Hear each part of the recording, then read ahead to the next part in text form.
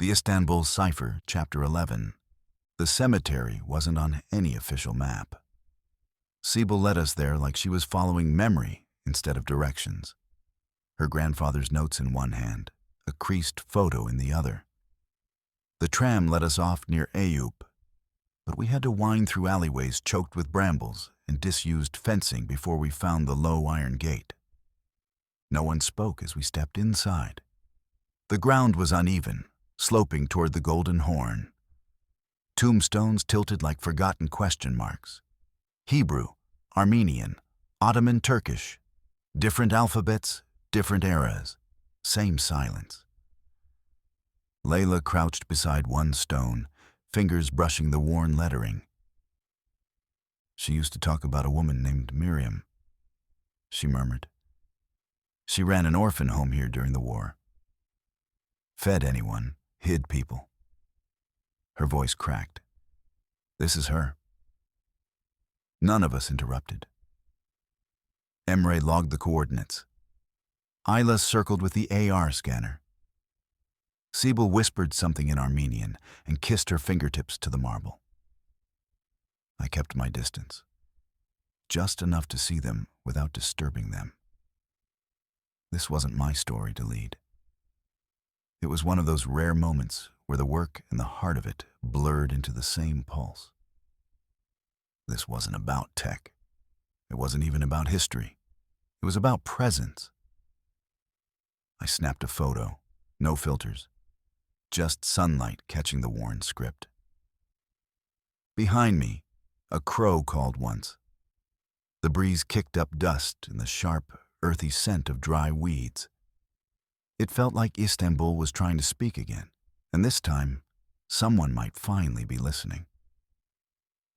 We sat on crates beneath a patched awning while a middle-aged woman flipped guzlem on a cast-iron skillet. The scent of fried dough and melted cheese wrapped around us like something ancient and comforting. Our hands were dusty, our faces quiet but no longer grim. Sibyl took the first bite, then let out a soft, involuntary laugh. It's better than I remember, she said, brushing a strand of hair from her eyes. Or maybe I just forgot what hungry joy feels like. Layla leaned against the low counter, sketching a rough grave map onto a napkin with one of Emre's backup styluses. We should make a side app, she said, teasing. Ghost kitchens of Istanbul, food by forgotten coordinates. Ayla snorted. Only if I get naming rights. That's when it happened. The laughter. Real, unfrozen, shared. The kind that filled a space without forcing it. For the first time since the sabotage, it didn't feel like we were trying to rebuild. We were rebuilding. Even Emre, who normally picked at his food like it might turn on him, was eating like he meant it. He paused between bites, then said, Last week, I watched a kid scan that burned doorway we logged near Karaköy. She reached out to touch the projection like it might bless her. He swallowed hard. I used to think this stuff didn't matter. Not really. Now. He didn't finish. He didn't need to. Ayla reached over and stole a piece of his guzlem. I almost didn't join this team, she said. I thought it was too sentimental. She looked around, suddenly awkward. Guess I was wrong. Sibyl said nothing for a while. Then, softly, I thought I was just recording echoes. But maybe we're waking something up. None of us said anything after that. We didn't need to. The street noise moved around us like background music. The city went on, oblivious. But I could feel it. The shift. The way these four weren't just teammates anymore. They were holding something sacred together, and it was starting to glow. I stepped back from the table, pretending to answer a message, but really just watching them. Layla was sketching again. Isla was poking at Emre's coding notes on his phone, teasing him about some redundant string. Cybele had her head down, tracing something invisible into the condensation on her Iran cup. They're not just recovering history, they're becoming it.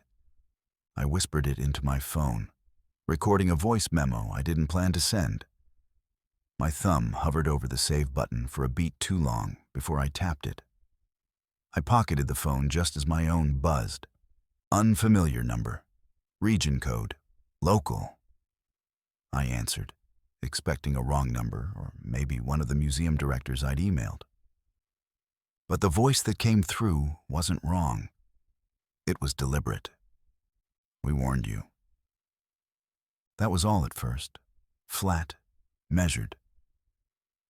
I stepped away from the stall and turned toward a quieter side street. Who is this? Silence for a breath. This is not your fight. Then the line went dead. I stood there, phone still at my ear, like the dial tone might change its mind. But it didn't. The silence pressed in harder than the words themselves. I looked back at the group. Cybele caught my eye. Her brow furrowed, a half-formed question in her expression. I gave a quick shake of my head. Not now. The warning rattled around in my skull like a marble in a glass jar. Not your fight. Except it was. Not because I started it, but because they were already in the middle of it. And someone had to have their backs. Someone not afraid to ask questions.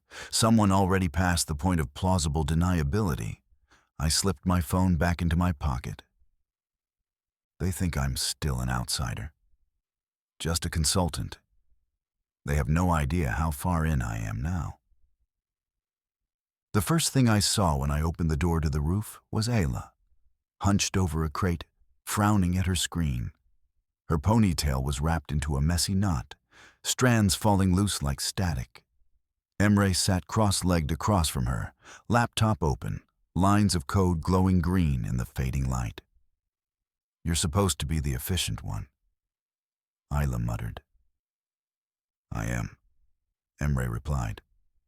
That's why I'm reformatting your spreadsheet for the third time. She rolled her eyes, but didn't argue. That was progress. I stayed out of sight near the door, listening. This wasn't my moment. Emre glanced up. Try it now. Ayla tapped her screen. A soft hum pulsed from the portable AR rig beside them. A projection blinked to life above the terrace. A ghostly map of the cemetery. Translucent headstones floating like stars, clustered in constellations of memory. Ayla blinked. You embedded the overlays into the coordinates? He shrugged, with layered priority by inscription language. Hebrew, Armenian, Ottoman script, all tagged separately. She let out a breath. That's actually smart. Emre didn't gloat. He just adjusted a loose cable and said, Thanks. She smirked. Still wouldn't trust you with a clean database. He grinned. I wouldn't either. A flicker of genuine warmth passed between them. Thin, but real. I could feel it from here. The map glowed brighter, pulsing with the colors of the different inscriptions. Their project wasn't theoretical anymore. It hovered in the air like a whispered truth too stubborn to stay buried. They leaned over the code together, syncing the visual overlays with the oral notes. Their hands moved in rhythm, pointing, tapping, adjusting. No sarcasm. No shields. I stepped back into the stairwell, giving them space. They're figuring out how to trust each other, I thought. Not because I asked them to, because they need to. The real scaffolding of this mission wasn't tech. It was this. Connection built line by line, silence by silence. until something invisible finally came into view. Isla had already packed up and left, but Emre lingered, seated on the edge of the rooftop wall with his knees drawn up. Layla emerged from below, her grandmother's notebook clutched tight in one hand, her other wrapped around a steaming paper cup of tea. "Still here?" she asked softly. Emre didn't turn. Too much noise in my head to sleep. Layla sat beside him without asking. She passed him the tea. He took it without comment, holding it between both hands. Below us, the city hummed. A quiet, pulsing tide of headlights and ferry horns. Above us, stars tried to compete with street lamps.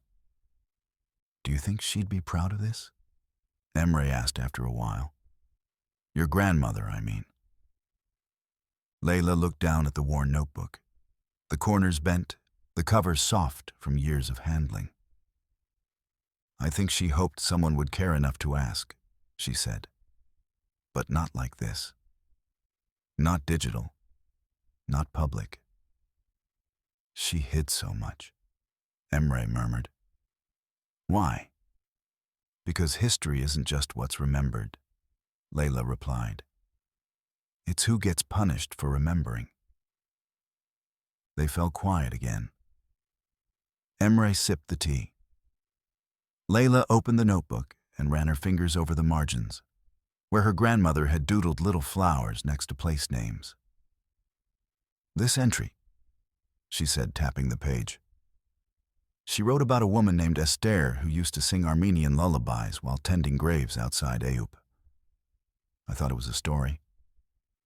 Then I saw the name today, on that headstone." Emre looked over. "And that's when it felt real?" She nodded, like a line had been drawn from her voice to mine. He set down the cup. "Then maybe that's what we are." The ink in between. The words hung there for a moment. Then Layla said quietly, "I don't want to be brave alone." "You're not," he said. They didn't touch, didn't need to. Just sat side by side, two silhouettes beneath the stars, letting silence carry something heavier than speech. I was brushing my teeth when my phone buzzed on the nightstand. Not an alarm, a message. Probably Emre testing another file upload. I wiped my hands on my pajama shirt and checked the screen. Siebel had posted first, a photo of the mosaic, the clasped hands worn smooth by time and neglect. Her caption read, "They didn't erase." Emre responded within seconds. Site 002 coordinates uploaded. Layla followed with a snapshot of her grandmother's old notebook, a page dog-eared and lined in red ink. She wrote, "One voice, two echoes." Then Ayla, of all people, sent the final ping. It was a blurry shot of their AR projection from earlier. Stars mapped in the shape of the cemetery inscription, blooming above the rooftops like a digital constellation. Her message just said, "We made a ghost fly." I sat down on the edge of the bed, still holding my phone, still processing what I'd read. They weren't just sharing data points. They were declaring something.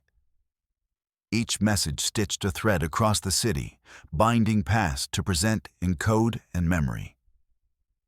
I didn't reply right away. Didn't want to. Some things are too sacred to dilute with words. Instead, I picked up my notebook and drew a tiny circle beside our master list. Beneath it, I wrote two words. Site 002, remembered. The page felt heavier after I wrote it. Like history had shifted just slightly, because they refused to let it stay buried. And for the first time in weeks, I didn't feel like I was leading anything. I was just trying to keep up with the truth they were stitching back together. Tell the stones, her grandfather had said. The stones, remember. Tonight, so would we.